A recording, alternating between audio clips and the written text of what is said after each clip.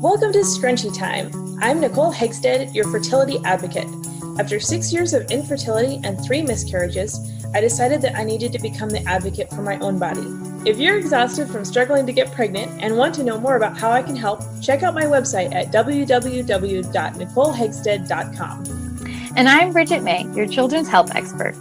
My son was born with a heart condition that led to 3 open heart surgeries, cath labs, a tracheostomy, and a ventilator. After being fed up with mixed opinions, I became my children's own advocate. If your child's health is lacking, then check out my website at www.bridgetmay.com to find out more how I can help. Put your hair up and pay attention while we discuss today's hottest topics concerning female hormones and healthy kiddos. We aren't silky. We aren't crunchy. We're scrunchy. And welcome back to Scrunchy Time. So in this episode, we're kind of doing a jumping off episode from last week. We liked the way that one turned out so well. We thought we would delve into this a little bit more. And in this episode, we're going to be talking about miscarriages specifically. And again, I have my husband here with me. Bridget is not still indisposed. We are actually just recording this a while ago. So they're back to back. They're back-to-back episodes. Yep. If you're watching this on YouTube, we're wearing the same exact clothes. So, yeah. From our perspective, it's like 3 minutes later. It's like you time traveled. Okay. So we're going to be talking about miscarriages today and just everything that is involved with miscarriages, but specifically from the husband's point of view. Because we as women already know what the woman's point of view is. And so I want to start this off by saying if you haven't listened to our story, it would be really beneficial for you to go back to the very first episode that Scrunchy Time put out. I go for, I want to say 45 minutes and just explain my whole infertility journey, everything in detail that has happened. And then last week's episode, it'll be titled Infertility. That is from our general story from both David's and my perspective. And then this one's going to be just on miscarriages specifically. So it would help you to have an understanding of that for our story. But other than that, you'll figure it out as you go if you don't want to go back and listen to that too. So our first miscarriage happened in 2013, in the fall. It happened in 2014, in the spring. I always do that. I don't know why I think it's in 2013. It's because we moved in 2013. So I always think it happened right away after that move, but it didn't because it happened around Mother's Day, in 2014. And basically, I have only ever, in my life, I've had 4 miscarriages. I've only ever had one very, very, very, very, very, very faint positive test. So I've come a long way in learning that my body doesn't always respond to pregnancy tests.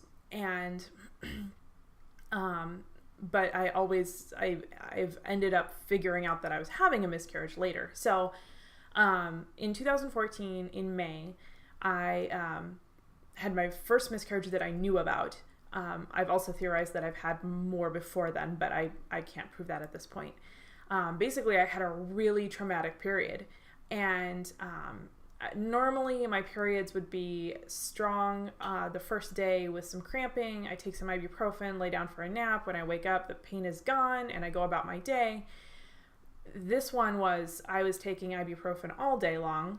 And the cramping lasted for 3 days. And on the morning of the 3rd day, I was laying in bed and I was like, what the heck is going on?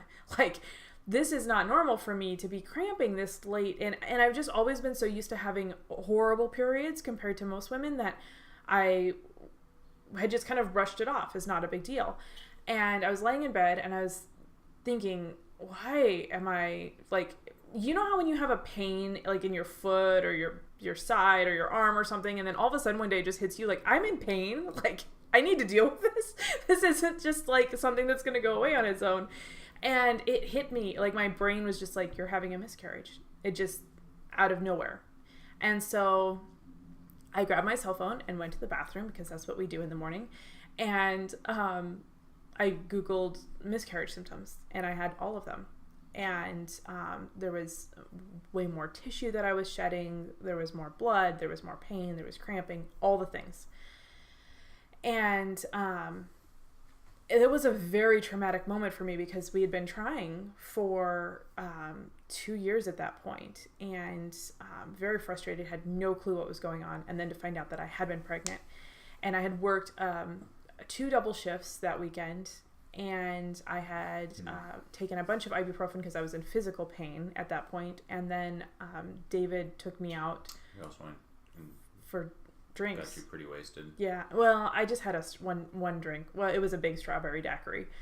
But, you know, you're not supposed to drink when you're pregnant. And so it's like this whole thing of like, oh, no, I drank alcohol and I took ibuprofen and I worked so hard. And for the next 2 years, I blamed myself for our miscarriage. And I kept telling myself, you didn't even know you were pregnant, you know. And I had even been taking pregnancy tests because I wondered if I was pregnant, which is another sign that you're pregnant, is if you're wondering if you're pregnant. Did you even tell me about this miscarriage at the time? I did, yeah. Yeah, I was not I was not paying attention to what was going on with Nicole at the time, and so I think like within 2 days it was already out of my mind. Like she told me, like, I honestly don't even remember her telling me. I remember, I know that she told me because I remember the fact of it, but like I don't remember any details or experience or anything of this first one at all. It's just a complete blank in my mind. And there was some amount of doubt in my head because I didn't get a positive pregnancy test. And this was the first time that this had ever happened to me. And so there was like I don't know, probably 30% of me was saying, but was it really, or was it just a really bad period? But I kept going back to, I've never had a period like that. I kept going back to, I've never had a period like that. And so, like I said, for the next 2 years, I blamed myself. I told my mother-in-law that we had a miscarriage, and a year later, my father-in-law was asking, when are you going to have kids? And I said, well, we had a miscarriage a year ago. And he said, oh, I didn't know that, and got really quiet. And I remember I actually remember telling him more than I remember telling you, surprisingly, because I had only told you, and I only told your mom because we were living with them. And then I told your dad a year later. And after I told your dad, it was like, I started telling everybody after that. Like, I just dawned on me, I haven't told anyone that we've had a miscarriage, you know? And I remember telling Bridget, and then it was just like this domino effect of like, we've had a miscarriage. And, but it took 2 years. And I remember we were in the new house in Minnesota. We had moved out, and it just hit me one day, just like a ton of bricks. And I started crying, and you said, what is wrong? And I said, I still haven't grieved from this miscarriage. And as a matter of fact, I remember saying, I don't necessarily even want to get pregnant at this point because I'm scared that we'll forget about that baby that happened. And I don't want to forget about that baby. And I had this overwhelming fear that we were gonna get pregnant and have a baby and move on and be happy and like just forget that ever happened. That and I was still blaming myself, you know, for the death of this baby. And so like I was like almost to the point where I don't deserve to get pregnant and be happy because I killed our baby, and just tons of guilt and tons of shame. And I remember that conversation with you, and it really hit you hard, where you were like, I didn't know you were dealing with this for the last 2 years. You know, I don't know if you remember that conversation at all. No. Okay. And so I don't really remember anything until, I think I could say I remember the fact that we had these conversations, but I don't remember any, like, I can't visualize them taking place. I can't. There was no, like I wasn't in the moment. Like, I wasn't, and there's actually, like, pretty much have lived my life kind of like that, where most of the time, like, I'm not there. Mm-hmm. And so I really don't remember experientially anything until number 3, and we can discuss that when that comes up. Yeah. We'll go continue on. Yeah. So, so that happened in early 2015, somewhere in the summer of 2015, somewhere in there. Because we moved to Minnesota in June of 2015, and we were in that house. So it would have been sometime in that summer. And then 2016 is when we had our next miscarriage, and I remember that one so much, because I instantly one day started craving horseradish just out of nowhere. And I actually turned to one of my coworkers and I was like, is craving horseradish a pregnancy symptom? And they all knew that we were struggling. And she was like, maybe, And so we were chatting about it. And I was like, I just today, I've never craved horseradish before in my life. And today I want horseradish. I was going to go to the store and buy a roast just so that way we could make roast and have it with the horseradish. That's how badly I wanted horseradish. And it kept up. I craved horseradish for the next week. But I kept taking pregnancy tests. Of course, I didn't get a positive, and it was really frustrating and really annoying and all the things. And then the symptoms kind of died out and went away. And so I just kind of ignored it and kept going because it was like, well, I'm not pregnant because I'm not getting a positive. And one day at work, I went to the bathroom and wiped, and there was, I believe now it was the baby. It was a very odd colored tissue looking blob on my tissue paper that I've never seen before or since ever in my life, and stuff like that just isn't supposed to come out of you. And I was actually talking to Bridget again. Bridget has been such a rock through a lot of this. And I told her, I said, I just saw the weirdest thing on my toilet paper. I have no idea what this was. And she was like, did you take a picture? Bridget and I share TMI pictures all the time with each other. I'm sure she's listening to this and just cracking up right now. And I was like, no, because David had been getting after me about taking too many pictures of my toilet paper and sharing it with Bridget. So I was embarrassed at that point. But she said, I'll bet you're having a miscarriage. She said, you've been having pregnancy symptoms and we've been kind of talking about it. I wonder if you're having a miscarriage. And that was a Friday afternoon, and I went home and I told David, I think I'm having a miscarriage. And the next day I started bleeding, and it was a miscarriage, full on, just like before. And I remember being so at peace. We actually named that baby Peace. We named our first baby Hope. I was so at peace. And the reason why was, it confirmed that my first miscarriage was a miscarriage. It made me understand I was not insane. That this is what this is. I saw the baby come out. Now I know. I am able to get pregnant. I am miscarrying. This is what's going on. I am not insane. And then I was like, okay, and it's been 3 years. So now with the first one I had thought, you're supposed to miscarry your first. This is over. Now we get to keep the next baby. And so with this one, it was like, okay, well, this is a reset baby. Now the next time we get pregnant, we'll be able to keep the baby because we miscarried this one.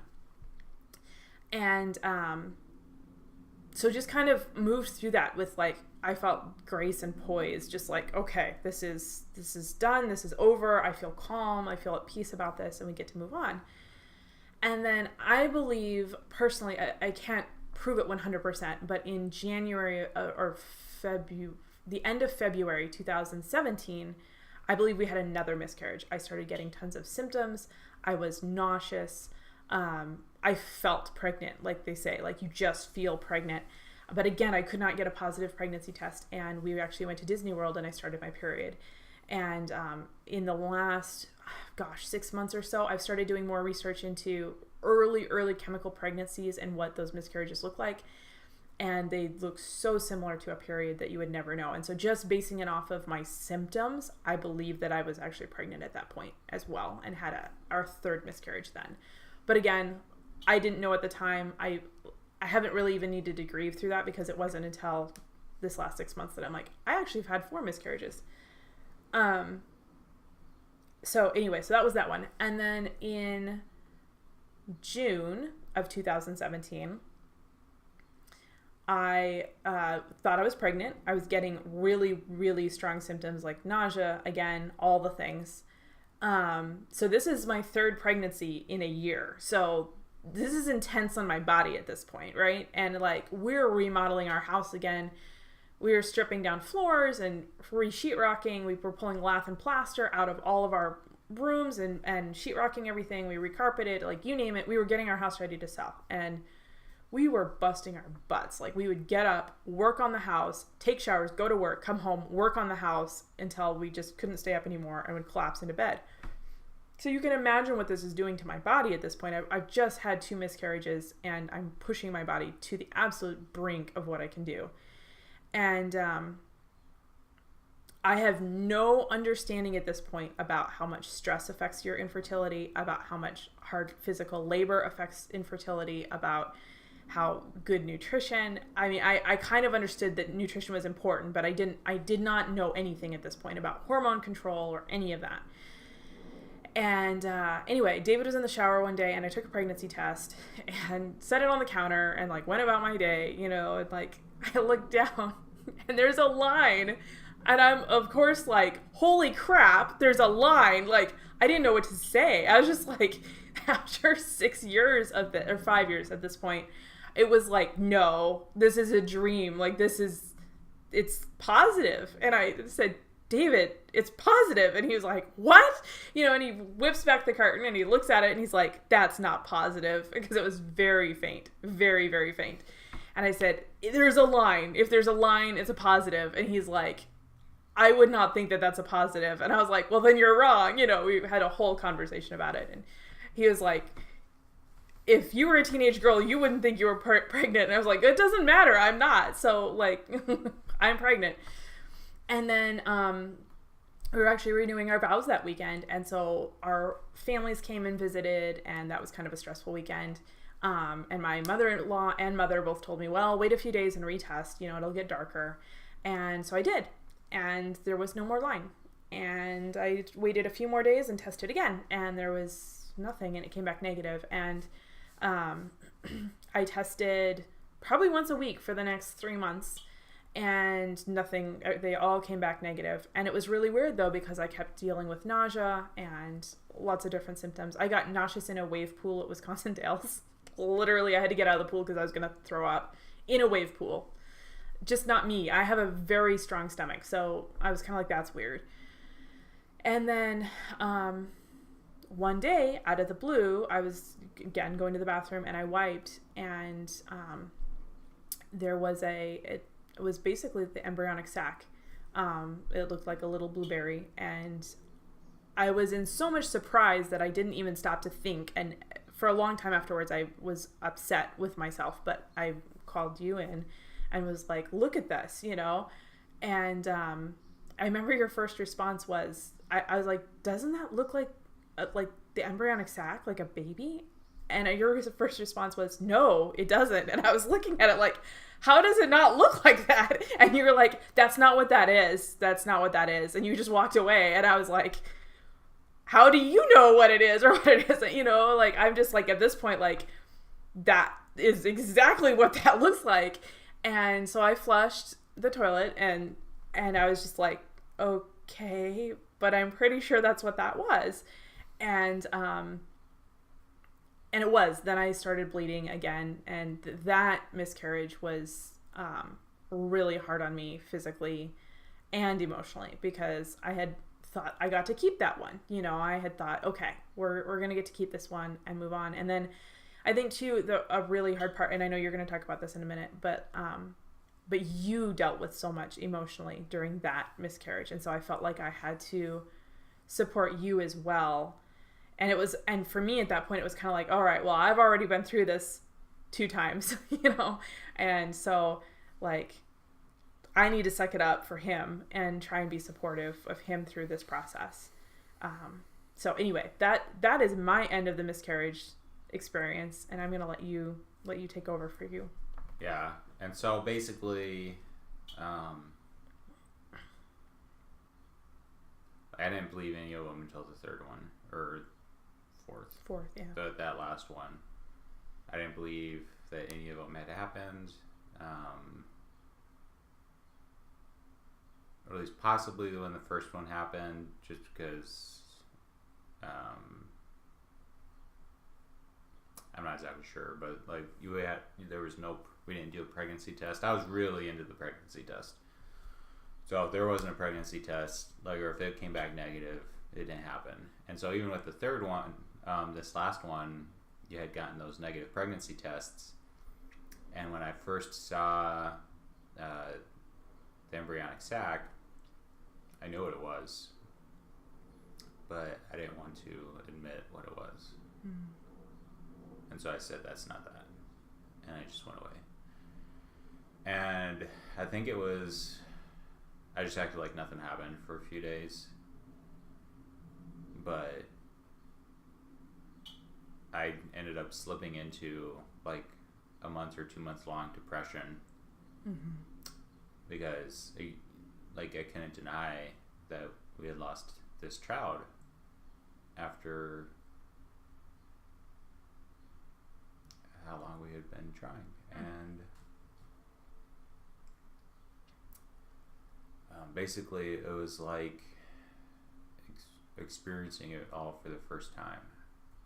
What Nicole had been experiencing for years, for the first time, I was experiencing that also, the loss of that child in a way that I still, even though I think that the other ones did happen now, looking back,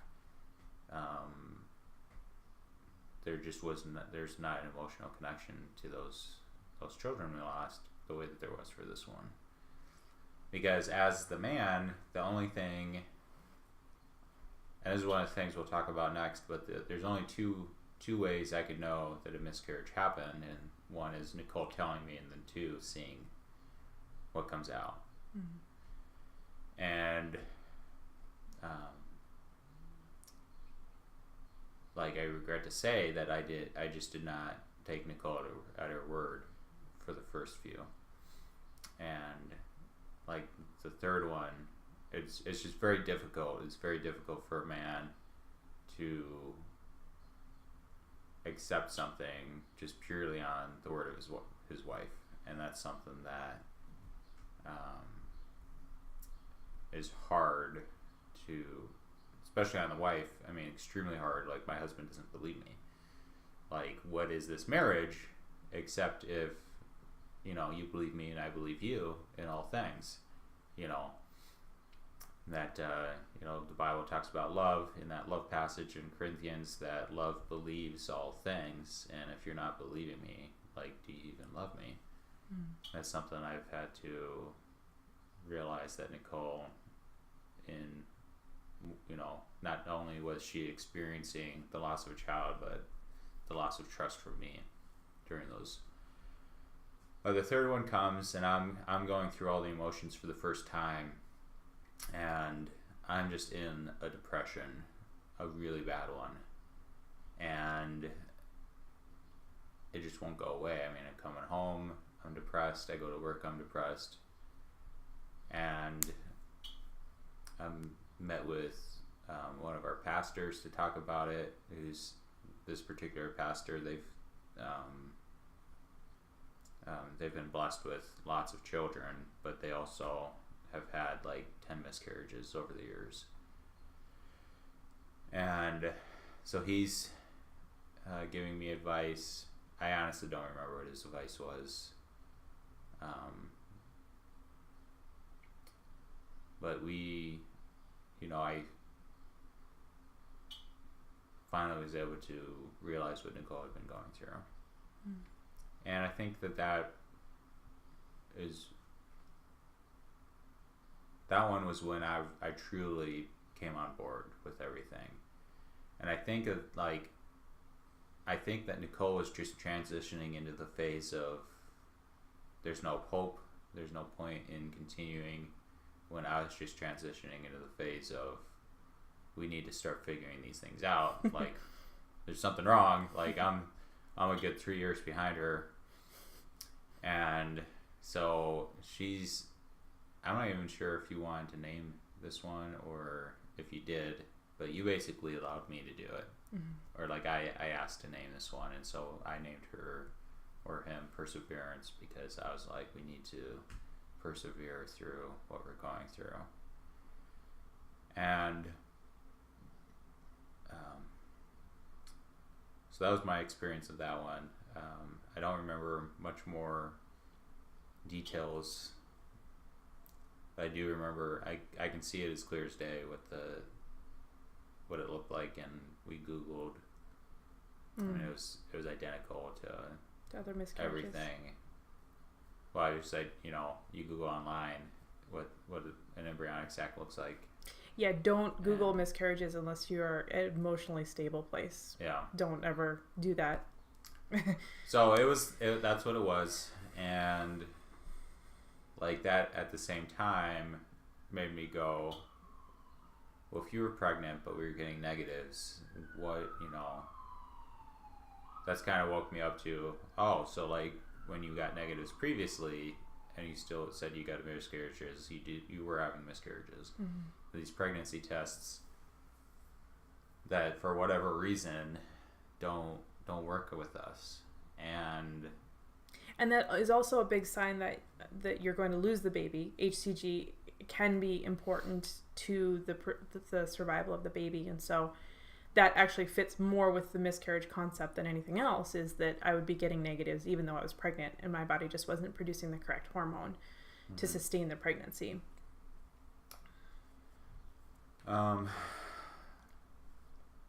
Yeah, so that's my experience of the miscarriages. Like I said, I don't have as much because I wasn't paying attention. Mm-hmm. And my takeaway, if I can just give the takeaway, that there's two things. Like, the husbands need to listen to their wives, and they need to believe their wives. Like, until you have substantial evidence that what your wife is saying is not true, though she has no intention to lie to you, like, you need to believe her and you need to support her. And when she goes around and says, I had a miscarriage, you need to be like, yeah, she did have a miscarriage. You need to be in her corner, because she's the one fighting. Her and her body are the ones in the ring fighting every day, and she needs someone in her corner who's saying, you can do this, like, you're not crazy, you're just not a crazy person, and she needs to hear that.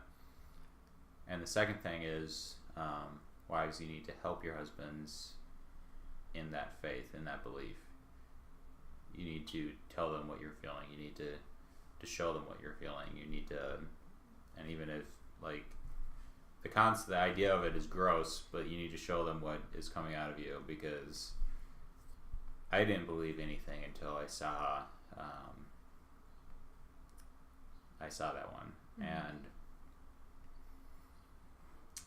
I could have been supporting Nicole a lot earlier if I had just simply believed her, but also two, if she had been I think she had a sense of, I don't want, David's busy with school, with work and everything, and you didn't want to burden me, but you need to burden your husbands. You need to bring them in. Like, their jobs are second to you, and their school is second to you, and anything else in their life, like, you need to be their life, and Nicole is my life, and all those other things.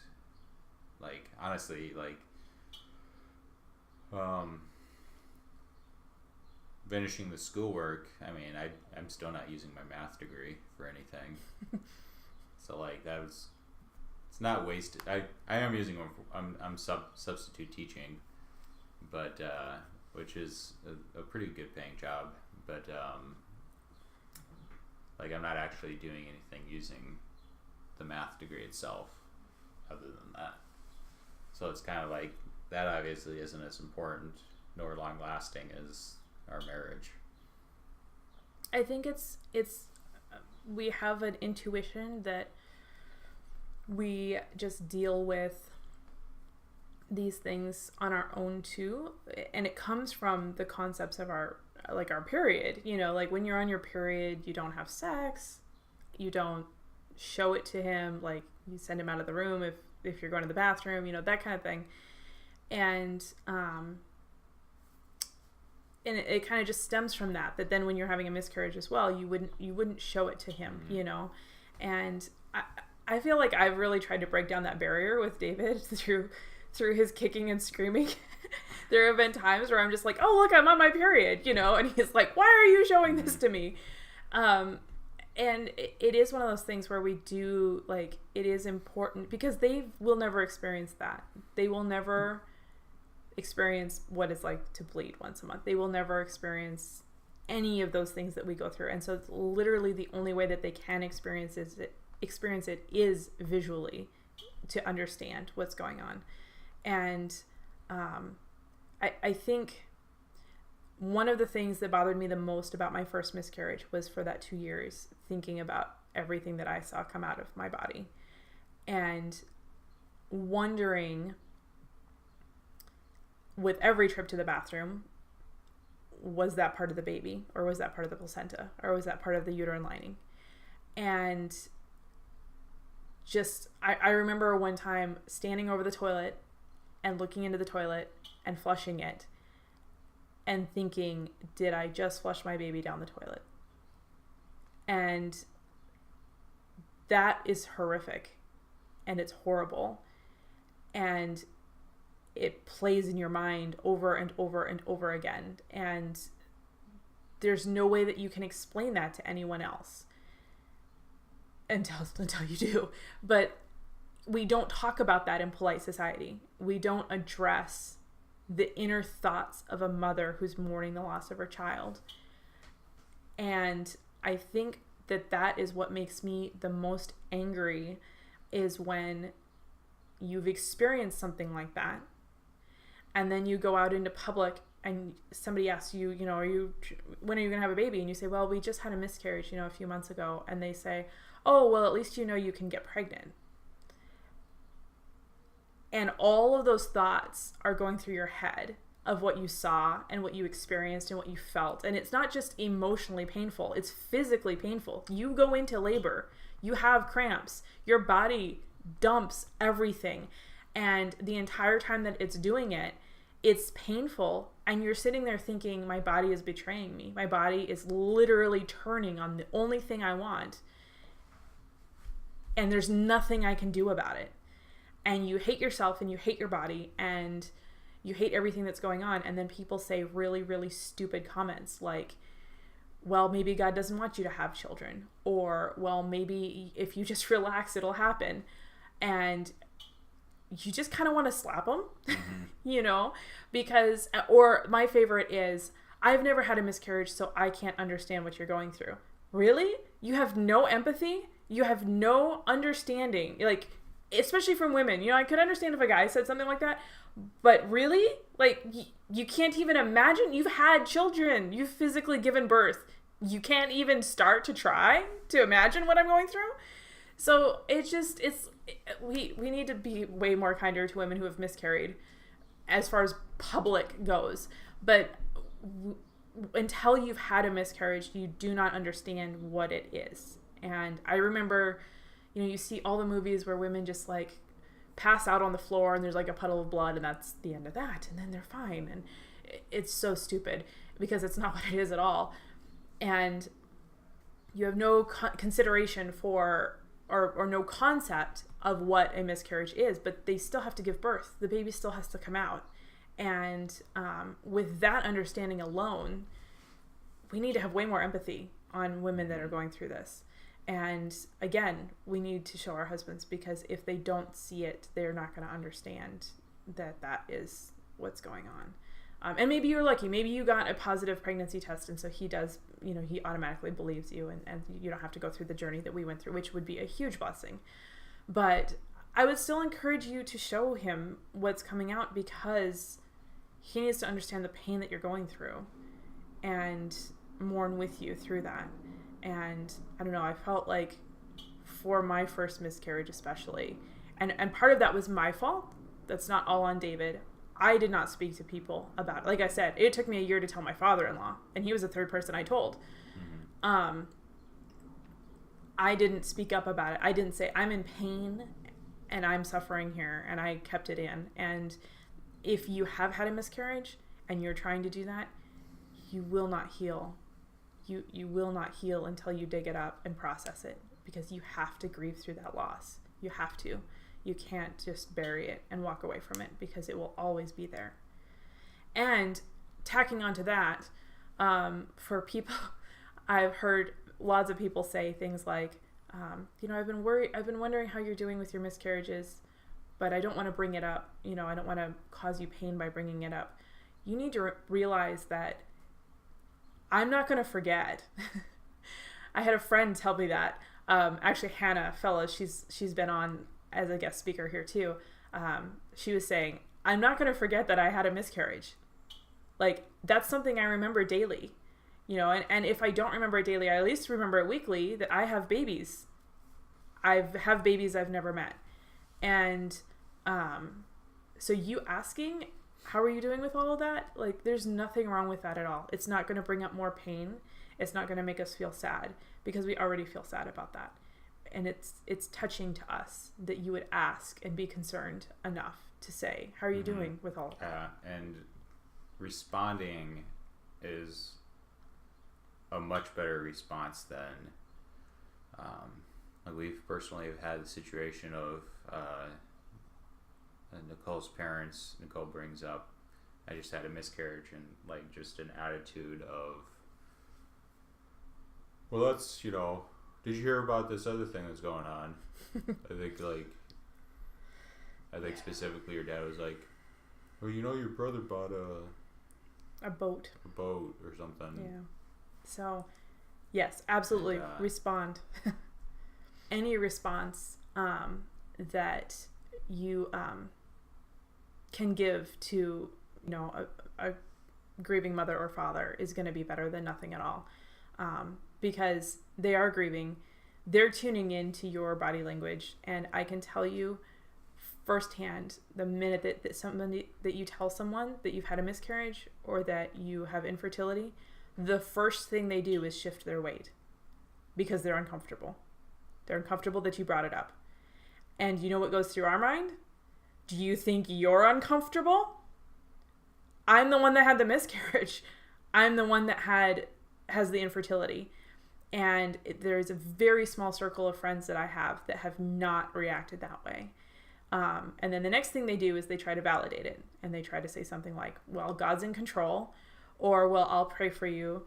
Or, well, at least you can get pregnant. Or, well, just relax and stop trying. Just stop trying and it'll happen. And after 7 years of infertility, I can tell you we've tried that too. Like, there have been times in my life where I didn't want to get pregnant. We still left it up to God, because it was like, well, I'm not going to postpone. I'm not going to prevent and then wonder later.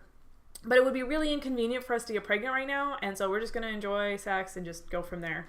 And it still didn't happen. So we knew that wasn't the problem. So I'm just saying, like, advice, don't give advice, especially if you've never experienced it. If you have, then hear them out. You know what they need to hear. But if you've never experienced it, do not give advice. Do not tell them a supplement they need to be on. Do not give them an herb they need to be on. Do not tell them to rest. Do not tell them to relax. Do not tell them to do anything. Just hold space for them. Just tell them that you're so sorry for them. Hug them. Hold them. Cry with them. That's what they need. They don't need to be told, oh, well, vitamin D will fix all of your problems. Because chances are they probably have already heard about that. Chances are you're the 10th person this week that is telling them some herb or supplement. I remember actually telling someone at one point, because they were telling me about an herb, and I said, do you know how many herbs I've been told to take? Do you know how many I've been told to take? And I of course am on some now, and I recommend certain ones to certain clients in certain situations, but there's research behind those. It's not just some random blog post that I found that says, oh, you should be on vitamin B and it'll fix all your problems. It doesn't work like that. And it's a whole lifestyle approach that you have to take. And there's a lot more going on. So avoid giving advice because they're not going to listen and they're just going to feel like you're not understanding or listening to them. So yeah, that's my advice to you for people who come across people that are struggling with that. So do you have any advice to men who might be going through miscarriage, whose wives would be going through, Listen to them. Listen to your wives. Put everything else down. Okay, don't be like in your workshop while your wife is telling you and you're like trying to listen to her. Okay, like put everything down. Sit down at the table with her. Like phones away, like all of it, and just look her in the face and listen to her. Like that's just good advice, anyways, for daily life. And believe what she's telling you. Don't especially if you have doubts popping up in your head, like, well, what about, like, don't tell her, or maybe do tell her. What do you want, Nicole? I would say don't ask. Do. I would ask. say ask. Ask. Like, don't say, oh, I don't believe you, but say, well, what about this or what about that? And, like, chances are you probably don't know, just, this sounds super rude as a woman. Chances are you probably don't know very much about the female body or her cycle. And so what you're talking about. Exactly. And so if you'd like ask. to know more, Nicole has an interesting book that she wrote explaining all these things in great detail that you can buy now at Amazon or on her website. Okay, we'll tune out that mini ad. No, but like. But ask. Ask, learn, find out. Just find out what's going on with her. Listen to her. That's what she needs, is someone to listen to her. She needs to be able to talk to someone, and you don't want her having someone else be the person she talks to. Mm-hmm. Like, make sure it's you that she goes to. Absolutely. Yes. All right. Well, this video has run a little bit longer than most of ours, but it was all good stuff. So I wanted to just let us talk. But if you, again, have any questions or need to talk to someone about a miscarriage that you've had, just someone to hold space and hear you out through your journey, I'm always here. I offer free introduction calls, so we can just talk. And you can schedule that through my website, which is NicoleHegsted.com. Yeah, I appreciate you being here and listening to us talk about this really sad subject. So otherwise, we will see you in 2 weeks, and Bridget should be back by that point, and we will talk to you then. All right. Bye. Bye. Thanks for joining us on today's podcast. If you'd like to know more about our programs or watch the podcast in video form, you can visit our websites, where we also share links and resources concerning the different topics that we have discussed. Check me out at www.NicoleHegsted.com. And check me out at www.bridgetmay.com. See you next time.